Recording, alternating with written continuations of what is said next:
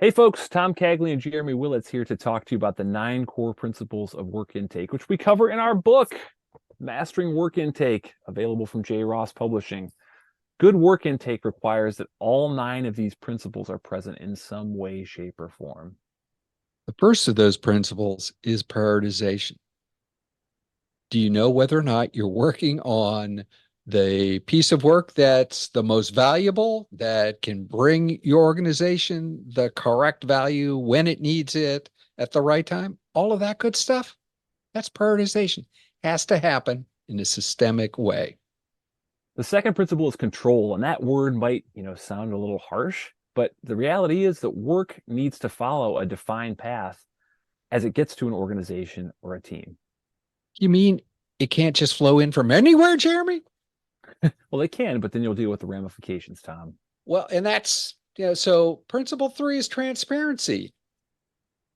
Work that a team, a division, an organization is going to do needs to be, needs to be out there, needs to be understood by the stakeholders that are impacted by it. And that means sharing that kind of information. If it is coming in from all different places, you're generally not being transparent because you don't want to know that it was the 4 people that called you on the phone this morning. Principle number 4 is consistency.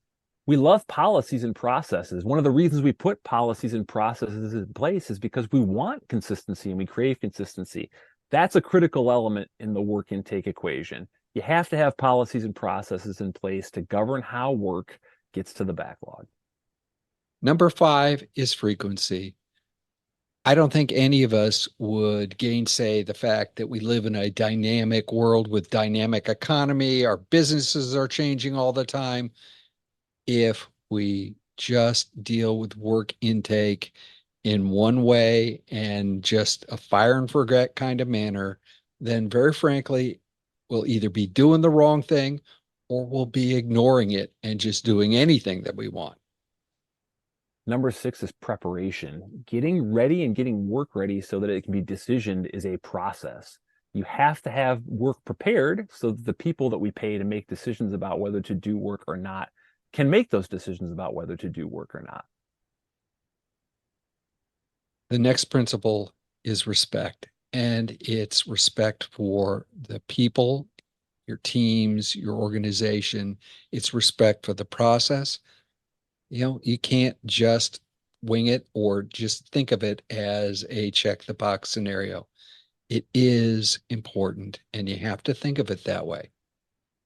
Principle number 8 kind of rides along with the principle that Tom was just talking about. This principle is consequences.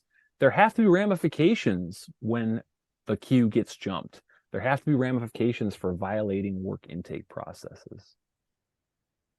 And if there's consequences, somebody actually has to maintain the process, even when it has to change, has to make sure that it's transparent, has to make sure that it's done systematically.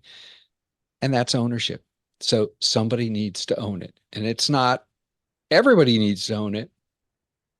It has to ride on somebody's shoulders to make sure that it's understood, respected, and transparent.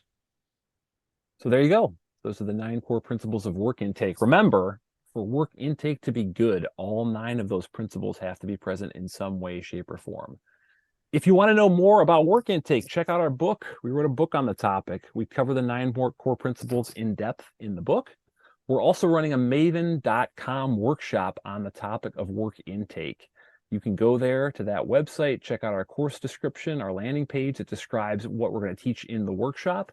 And you can also download a copy of a 9 core principles of work intake handout that describes all the principles we talked about here, but also includes questions to identify whether the principles are covered by your organization or team.